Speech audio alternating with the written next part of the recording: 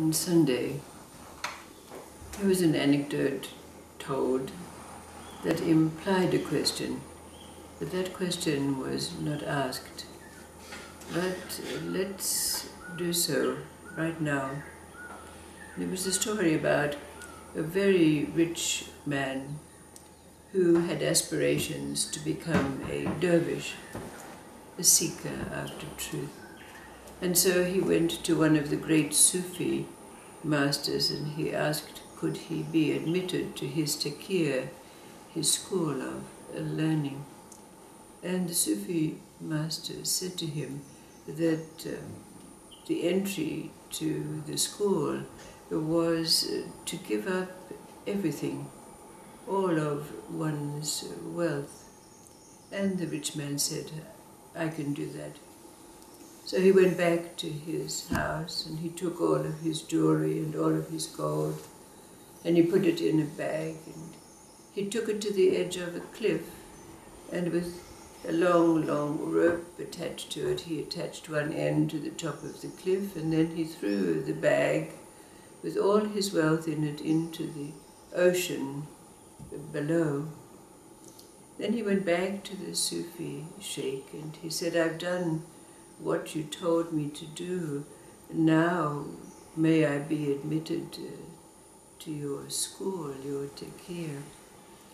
And the Sufi master looked at him and said, not until you cut the rope. So the question that's asked of you rather pointedly is, what is your rope? So now let's make a little quantum leap to another Sufi story that is called The Initiation of Mallick Dinar. Mallick Dinar became a great Sufi teacher, and we know what initiation means. It means a rite of passage. And Mallick Dinar had walked a spiritual path. He'd studied all of the ways of what we would call the pathway to the spiritual awakening. And he had a realization that it was time for him to seek the hidden teacher. Now he knew from all his endeavors that it is known that the spiritual hidden teacher is within. But he took it upon himself to make a journey to find this hidden teacher. So he set out on his way just with a small bag of dates and a flask of water. But not long after he went on his path, he came across an old dervish, and they got into conversation, and the old dervish asked Mallick Dinar, well, who are you and what are you on about? Mallick Dinar said, well, I'm Mallick Dinar, I'm a spiritual seeker, and I'm seeking the hidden teacher, which I know is supposed to be within. Oh, said the old dervish, I'll accompany you along the way. So they hadn't got very far when they came to a great tree, and the old man stopped and he said, listen, the tree is speaking. It's saying that it has something blocking its life force. Perhaps we can stop and aid it to clear whatever it is that is doing this. Mallick Dinar said, we're on a quest to find my hidden teacher. We don't have time to tarry listening to trees. Anyway, how can trees talk? So they went on their way. Just as they were about to settle down, in the heat of the day, the old man said, you know, when we passed that tree, I had the distinct smell of honey.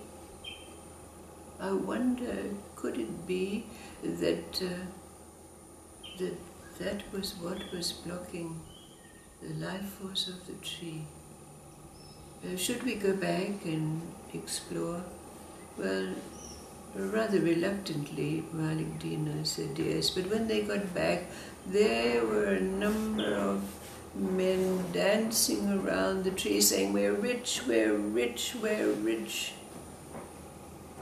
This tree had in it a cache of honey that will make us rich. Well, Mallick Dinar was very upset about this, but he kept his peace, and so they resumed their journey. Well, they had not gone very far when Mallick Dinar realized that he had left his knife behind, his knife that they had cut their bread and prepared their food. And so he said, let's go back and see if I can find it.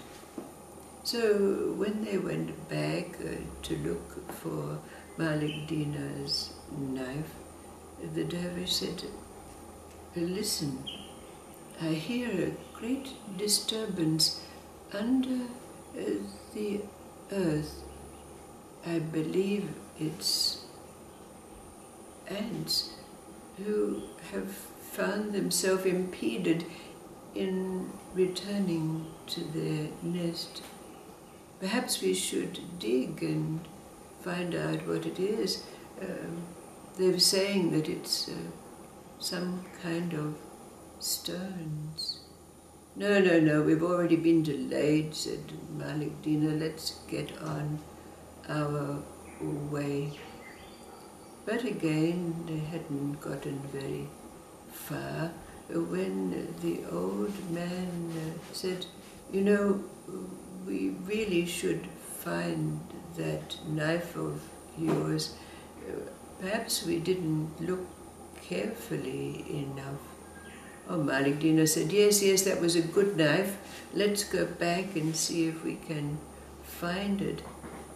But when they got back, there was another group of travelers who again were rejoicing because they had said that when they had sat down to rest, they had been disturbed by a group of ants, and when they'd dug, they'd found that the ants had been impeded by a cache of gold coins.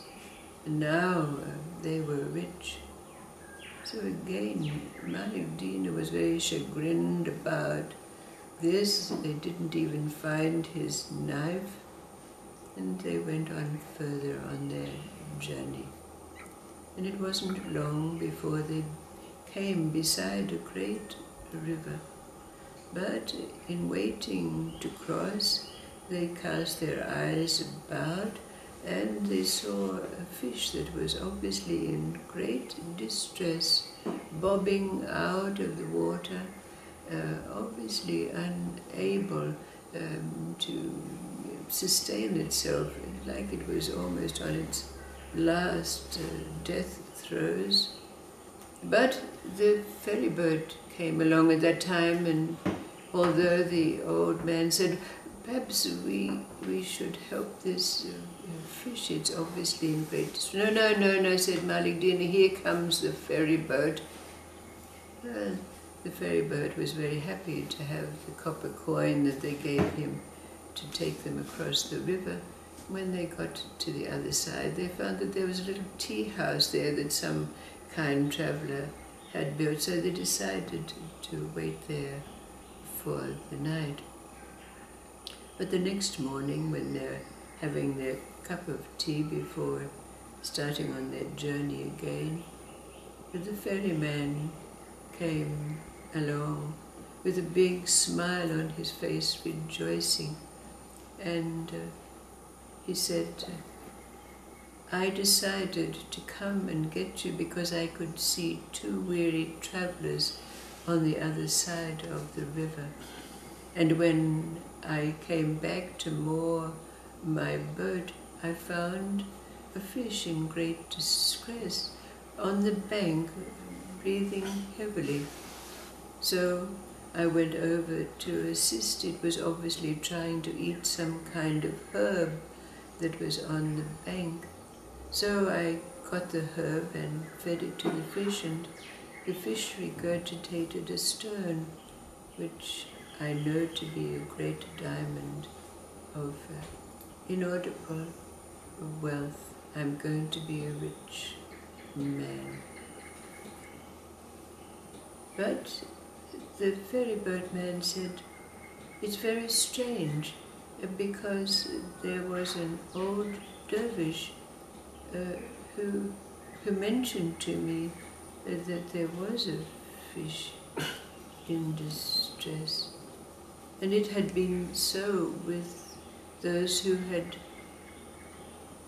freed the ants. And the ferryboat man looked at the old dervish. He said, well, it's very strange, but he looked very much like you, Mallick Dinar. Put this aside, all dervishes really look the same. But after they'd gone a little away, the old dervish said to Mallick Dinar,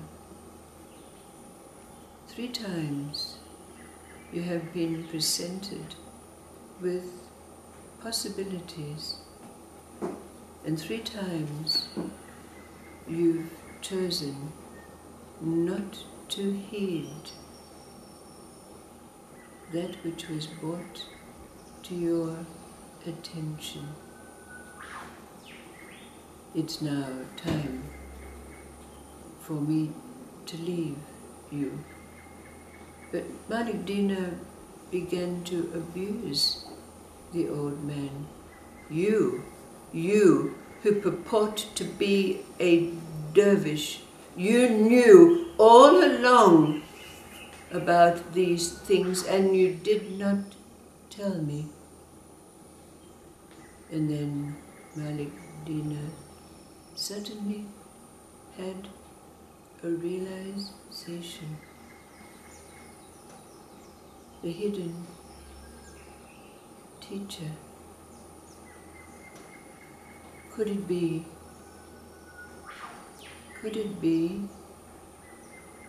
this old dervish? And as he looked, the old dervish disappeared before his very eyes. Mallick Dinar became a great Sufi teacher. And this story is called The Initiation of Mallick Dinar, the Rite of Passage. What does it mean?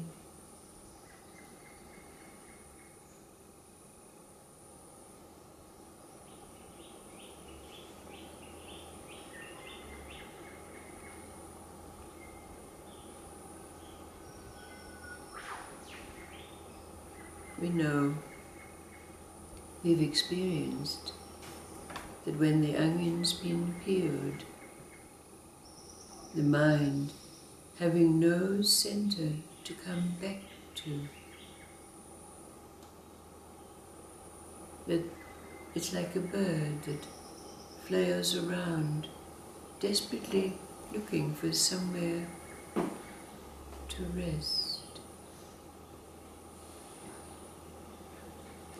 What is this initiation? What is this realization that can come for us, that is expressed and told to us in this story? You're But the answer is not in any personal seeking for something, but it's being in the moment, reacting to what's happening right there. Yes. That all the riches are right in front of us in every moment, in every experience, that we are present in our presence, and Right on. that whole, it's all the journey, not the destination, it's not at the end. And why is it said that everything is our teacher? Everything is our teacher. What does this mean about the so-called inner and the outer? Everything you see on the outer gets reflected back in, so it's part of me anyway. Right on. So that's looking out, I see what is in. Yes. And when we've peeled the onion, so there's no karma or conditioning or beliefs, not even a rope, where does that place us in relationship to this inner and outer, which we have to recognize is this empty space that is there now that the onion's been peeled in life?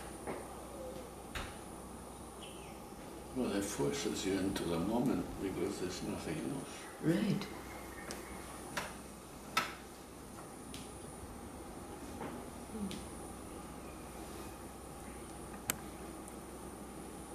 So again and again the questions asked of us, what is your relationship to life now?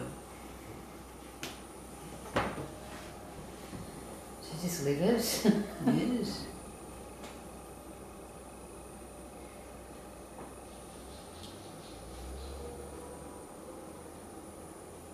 If our mind has nowhere to rest, nothing that it can call home or a roost, what does life become for us? What is this hidden teacher?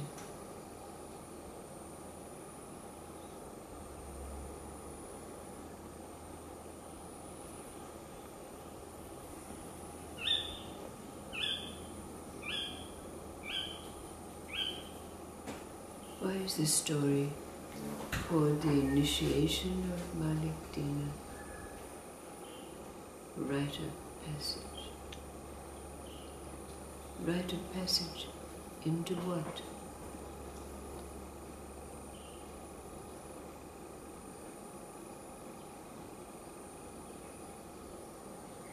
Thank you.